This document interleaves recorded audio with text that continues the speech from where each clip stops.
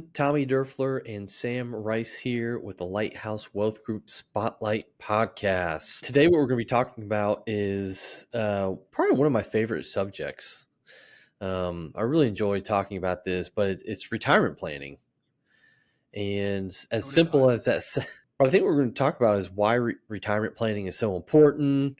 We're going to talk about some personal stories and then just some key takeaways as someone who might be preparing for that next chapter of life, needs to be thinking about as they get ready to retire and think about, their next phase of life. It's truly the segue that we encounter most clients and potential clients is Yeah. what does that next step look like? So, what does retirement really mean? And so I think the biggest mindset shift is having to go from an accumulator, right? Somebody who constantly puts back money, saves, putting in the right accounts and so on, to now being someone who's now distributing out of the retirement accounts to fulfill their Mm-hmm. lifestyle. And Big mindset boys, shift. I think people underestimate how difficult that is of basically unbreaking 30 to 40 years of a certain habit of that mindset of save, hopefully save. And then Yeah. going from that saving mentality to all of a sudden, day one of retirement, you're potentially, spending what you save for. Providing yourself your own paycheck. So it really is a really difficult thing. And, we have clients that continually save even in retirement because it's hard for them to break that habit, We gotta especially if you've grown up with it. push them a little bit. Come on, take that trip. It's okay. You can Yeah. buy that car. You need a car. It's been 20 Yeah. years. And in worst case scenarios, you actually have people that are live paycheck to paycheck, all of a sudden they go to retirement. It's like, well, we kind of have to say, hey, we can only afford a certain lifestyle here based on, a certain habit. So those habits can work either way for you or against you. It takes 2 full years to go once you start in retirement to really get used to your cash flow month to month, getting used to spending what you started saving. Obviously, if you have a diversified asset allocated portfolio, all of a sudden you're starting to withdraw that money. What happens the first time that a market downturn happens or that we experience Yeah. volatility? You're much more sensitive to that and somewhat scared, right? Because you're thinking, oh my gosh, is this the Totally. one thing right when I get in retirement that knocks me out?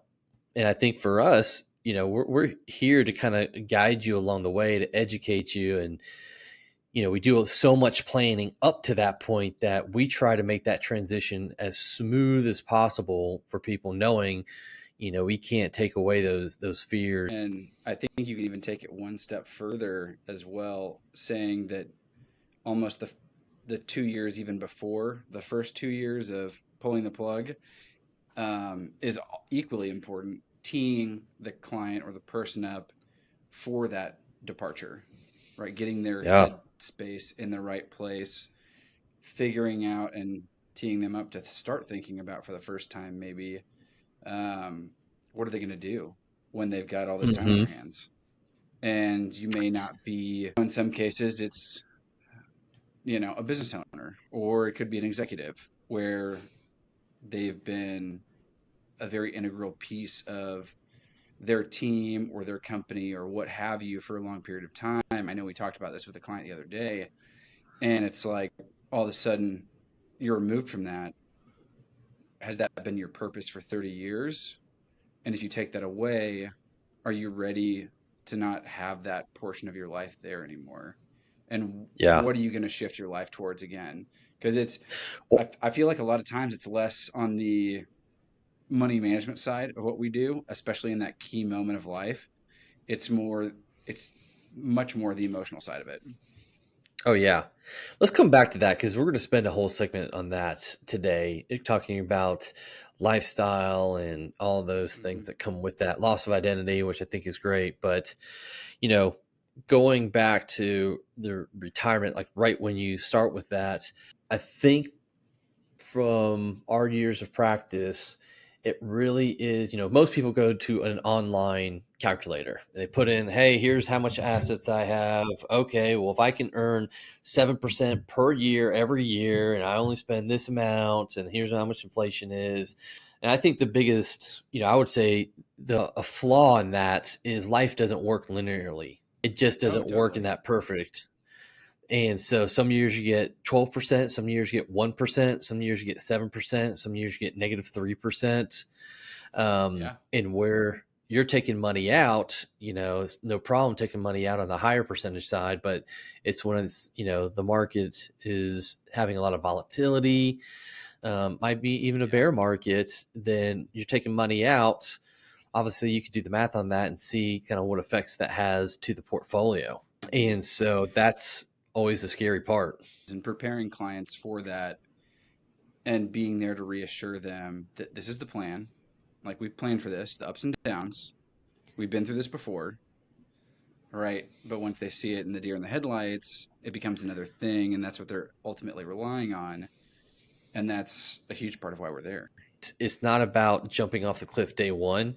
It's saying, hey, we've done all the planning up until this point. We know things are going to happen. We've planned that. Hey, what if the market doesn't do well? We've looked at those scenarios. We looked at what happens if you had a significant drop in, the stock market during that time. And that's really how we help create that help, is saying, hey, we're trying to create the closest thing we have to a crystal ball, which we know we don't have, but we're trying Yeah. to prepare for all the contingencies as much as possible, and walk through those with our clients. And that's the one thing those retirement calculators don't do, is they just take that perfect approach. And you kind of touched on this. I know we're going to talk about this later, but lifestyle, you know, when people first retire, that's when they have the most energy, right? Woohoo, I don't have to work anymore. And I'm out of the possible corporate rat race, or, whatever. And, they're the youngest they're ever going to be, right? So every day in retirement's a day older. So you can't get those times back. And you're going to have the most energy at that time. And so a lot of people do things that they couldn't do while they're working. They could travel more now. They want to Yeah. have, whatever their hopes and dreams are.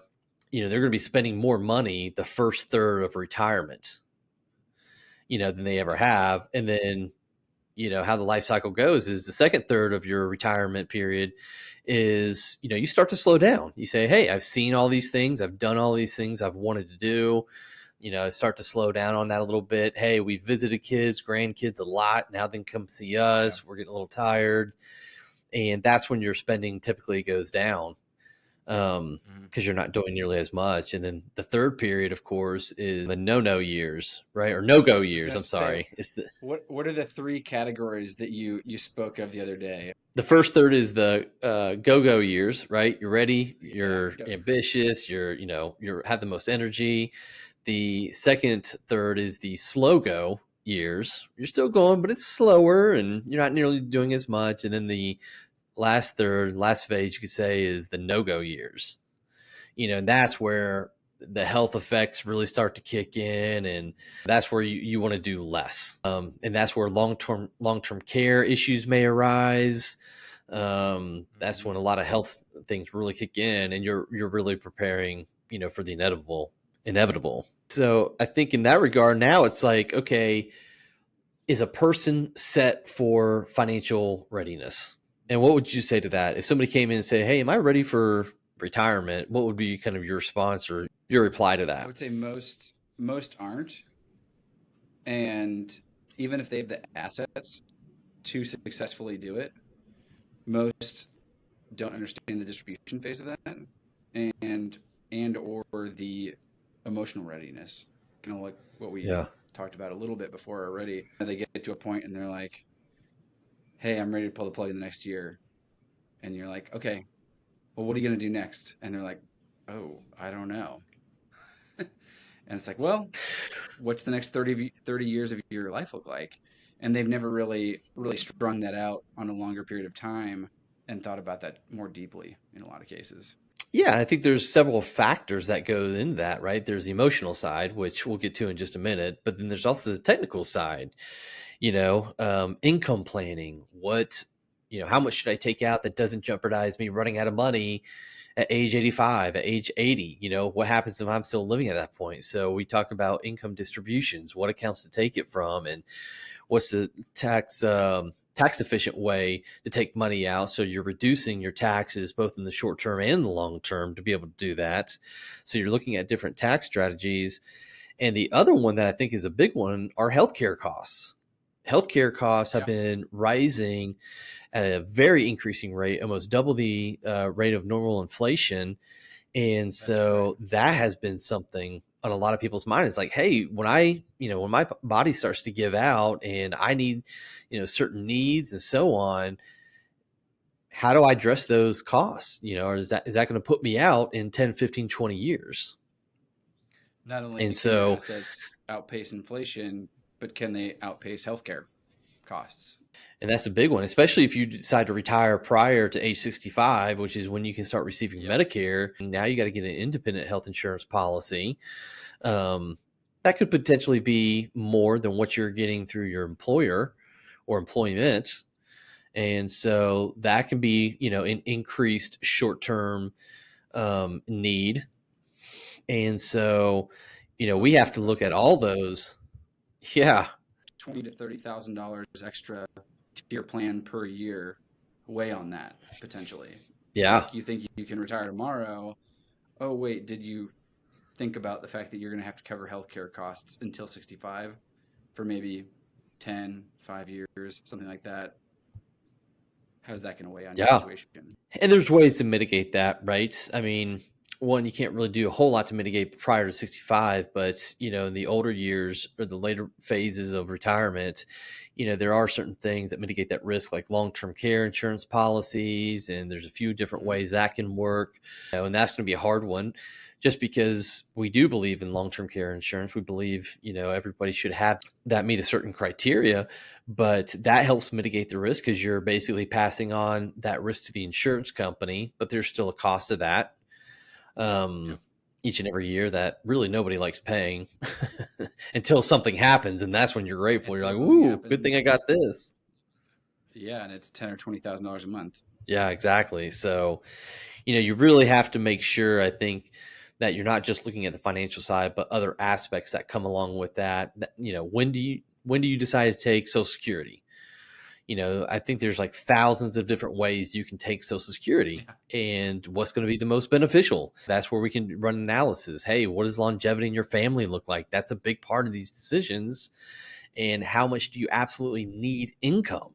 You know, if you absolutely do not need the income, you have more options. If you need the Yeah. income, you got to take it, if that's what the need is. Yeah. So there's a lot of different rules surrounding that. And, obviously we're trying to make sure that you are aware of all those different decisions, not the thousands of decisions, of course, but, when you can take it, how much you can start taking, when is beneficial, depending on your longevity and so on. And that's, all these things kind of come together and really have to work with each other to determine if you're ready.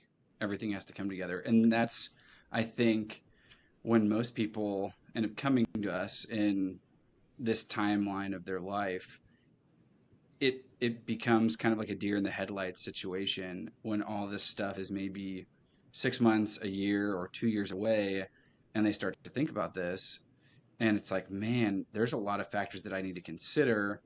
They're kind of permanent in a lot of cases. If you depart from your work, you're probably not going to be working again, at the same level. If you start taking Social Security, you can't really undo that. And, those are big life decisions when you're pulling the plug and trying to make a calculated decision on that. And it's where you see that extra help need to come into play, where it brings it all together, because we see this every day. Hmm. This is what we help people with. So it's Yeah. it's it's not overwhelming to us because this is what we do. Where the average person, they've been doing their job, they've been a business owner, they've been executive or whatever for 30, 40 years, that's their niche. This is our niche. And this is why Yeah. it's so second nature to us. And it's, the biggest, I would say, issue or problems that we run into is, we get somebody that comes in for the first time and says, "Hey, I'm looking to retire tomorrow. Just want to make sure I'm okay." And you're like, "Well, I think it might be a little too late. Either you're going to be okay, and we're just confirming that, or no, you haven't thoughtfully thought through all of this yet, and you haven't had the time to." And that's the hard part of our job is, when people come in and say, "Hey, I just want to go ahead and quit work tomorrow. Can you tell me where I stand?" And it's like, one, is that has that decision really already been made? And Yeah, then right. two, if it doesn't work out in your way, are you willing to accept certain variables? Things like, can you work longer? Can you reduce your Seasonalities, yeah. lifestyle? Yeah. And we've got to point that out to say, hey, what's the most important thing to you? Are you absolutely tired and you just want to quit and spend your time doing other things? Okay. You may be able to do that. But if that's the case, we may have to reduce your lifestyle. And that's where I Yeah. think, or if the other circumstance I'm thinking of is a lot of times, if someone comes to see us and they say, "Hey, I want to go ahead and retire. Will you look at my financials?" And it's like, okay, we can look at that and we'll analyze that. But tell me what you thought about regarding Social Security. I just take it, you know, as soon as I can take it. It's not necessarily the approach, but it's one approach. What are you going to do for health insurance if you're 63? Oh, yeah, I haven't thought about that, but I can just figure that out. And that's where I think just kind of the winging it approach does not work. You're gambling. And like you said, a lot of these decisions are very permanent decisions, and you want to go into retirement with as much thoughtfulness as possible, knowing that you're not going to get Yes. everything. So, Yeah. I think that's where we come in as far as those distributions. Here's what accounts we need to take this out of first. Here's why. Here's how we need to approach Social Security. Here's, the estimated cost on Medicare, or individual health insurance policies prior to Medicare. And so, hey, is your estate planning in order? That's another big one. Let's look at tax strategies to help you in the short term and the long term.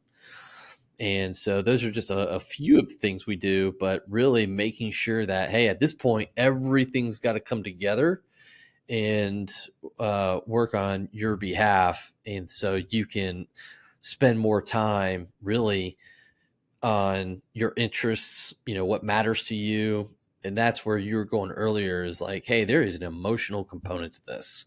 Do you want to kind of pick up where you left off? Yeah, I mean, I feel like we see this quite often. And I was thinking about something as you were talking as well, on the emotional reality of maybe not being the most important person in the room anymore in Mm-hmm. in a lot of work settings. And that reality can really take a toll on some people, and not being mentally prepared for that.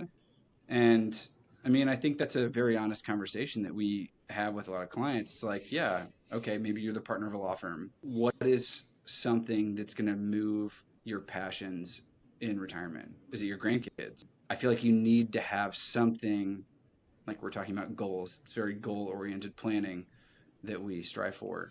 Yeah, it's another Have purpose, that component. right? Yeah, yeah. You want to have that purpose after retirement, so it's not just jumping off a cliff. You've given a lot of thought to this. You've got a passion behind it. Maybe it's something you've been involved with for a long time. But also on the flip side of that, for some of the clients that we do end up seeing right at the forefront of their retirement, I think I want to welcome other people that may be younger, that may be listening to this, to, we do end up seeing people in their 50s or 60s. But I would say one of the common things that if we asked them what would they change about their situation, they could have made more or saved more or something like that. So I think there's a lot of reluctance to work with an advisor prior to nearing retirement, Mm. because you think you know what you have available. You've got a 401k. Hey, just max that out. That's fine. But there's really so many other avenues that can really enhance and improve your situation 30 years in the making prior to that time point, that can really take a lot of pressure off that. once you're actually at the forefront of retirement, where, hey, I've been ready for this for 30 years. My team has been working with me every year on making me feel comfortable with this, building confidence in what we're trying to achieve together, and really maximizing the dollars that I've earned in my life to have the most impact and potential in my life and potentially my kids' lives and family's life, even after me. Like you're talking Yeah. about is like the team behind you. That includes Yeah. family, right? Making sure they're Yeah. aware of, Yeah. hey, this is getting ready to happen. And then, in any kind of business, whether it's a business transition, succession plan, Hmm. selling a business, that team and making sure that everybody's on board and helping you go in that direction. I think there's, you're talking about, the fear of coming in, and there is a certain level of vulnerability you have to have. And that's what it's really like. That's why people are so reluctant. And because, it's like me going to my mechanic and being like, hey, I just need a tune up. And, next thing you know, they come out with 10 different things you need to work on. And you're like, I don't know if I need this or not. Yeah. It's like, well, is this true? Is it not true? And that's kind of the way it is with an advisor. You got to have to start the relationship early, develop the relationship, develop that trust, both ways, right? And there's that certain Yeah. vulnerability. And I think the the hardest folks to work with are the ones that come in and say, hey, I've got it all right, here you go. And you're like, well, you have to be a little open-minded here to certain things that we can help with, but we Yeah. certainly understand the vulnerability you have in coming in, and that's kind of a scary point and a fear factor for a lot of folks that you had mentioned about earlier. And I would say if you're even open to having the conversation, that's already a great first step because it's showing your openness to take advice from people that do it all the time. And right, your advisor, whoever you end up using, is an advocate for you and your family. And I would say in most cases, people know what they should be doing. It's more along the lines of maybe they're already doing it, but maybe there's just some small tweaks and where we can change a couple things and maybe what they're already doing to really make a great improvement in things in the long term scale. We just need to maybe change some directions on some things. And I like what you said about loss of identity. That's a big one, especially for the baby boomer generation, because their work was part of their personality, right? Like Hmm. when you see the older generation and Certainly they is go to mine. dinner parties. I mean, when you start going to dinner parties and social situations, what do the guys ask each other? Hey, what's your name? Then the second question, so what do you do for a living? Because it gives them a better idea of, okay, if you're an accountant, I probably can guess what kind of a personality you have to some degree, because that's what you matched your skill set to and your personality to is a certain vocation. And so, Hmm. all of a sudden you take that away. It's like, who am I? And I've seen that firsthand is like Hmm. people, especially C-suite executives, some of the time they have to hang on to that, it's like and you're, it's like once you leave a job, like, Yeah. hey, you've got to refocus on something else. And if you don't, you will go Yeah. back clinging to what you had because you don't know what else to do. And that's not good for anybody typically. Well, yeah. If you have no connection to it, if you're so long sayonara, but you've been, an 80, 90 hour a work week person for 30 or 40 years, we're going to have to tee you up and direct that energy somewhere else, or else the family life may definitely take a step back on that just because you're trying to figure out what to do with your life. It's funny. I had a client, this is years ago, and did very well for himself, C-suite executive at a big company. And I remember he just retired, and his wife, said like, "Hey, I had to remind my husband that the kids were not his employees."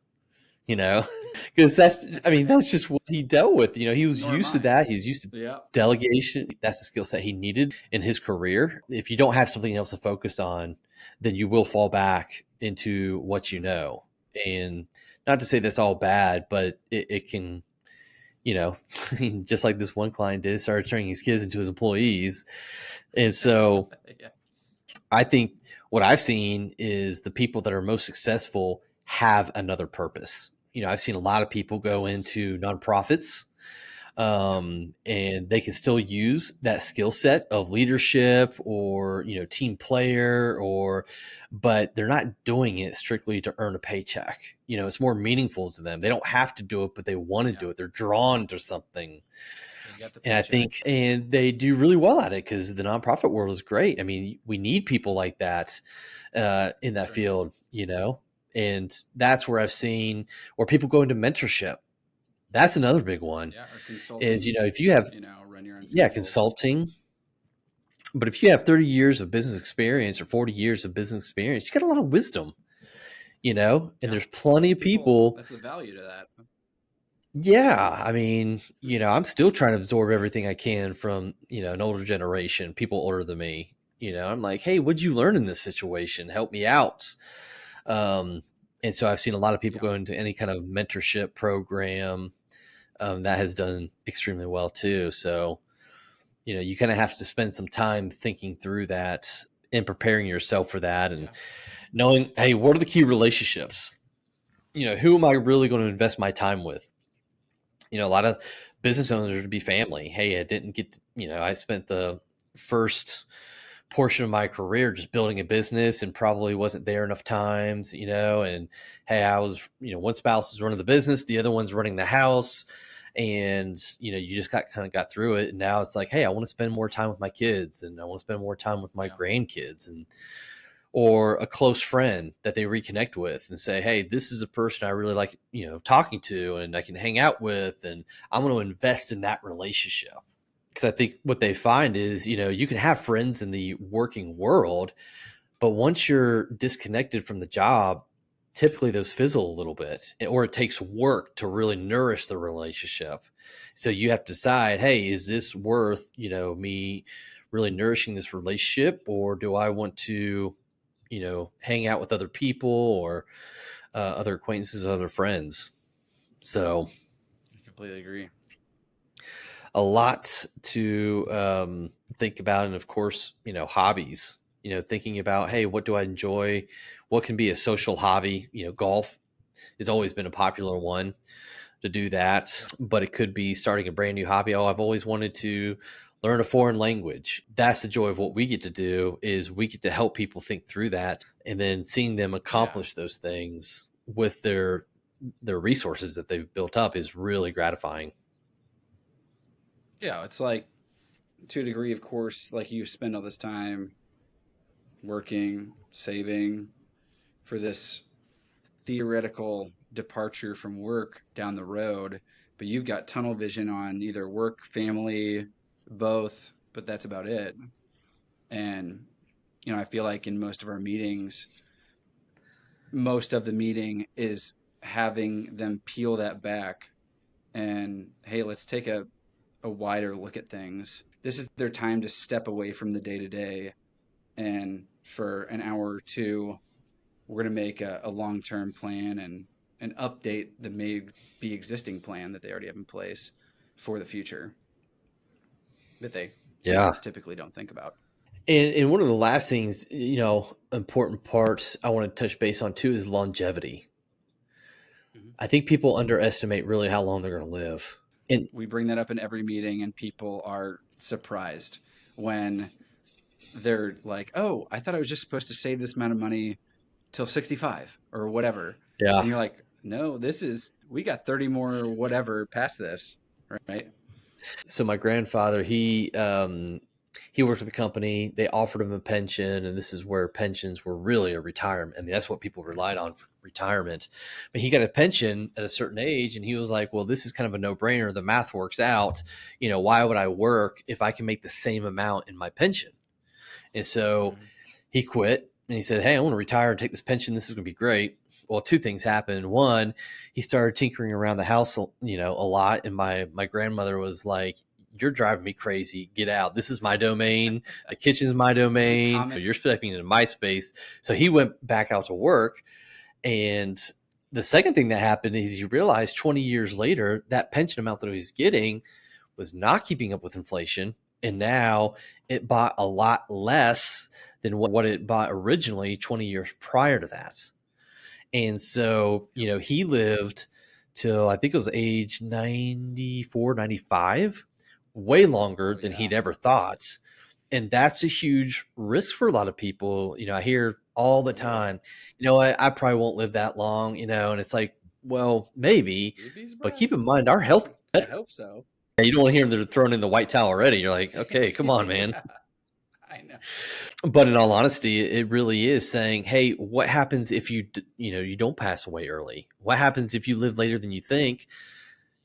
Our healthcare is getting better. Pharmaceutical companies Yep. are keeping us around longer, whether we like it or not. And so the Yep. reality is the longevity, is extending within our lifespan, and we have to account for that.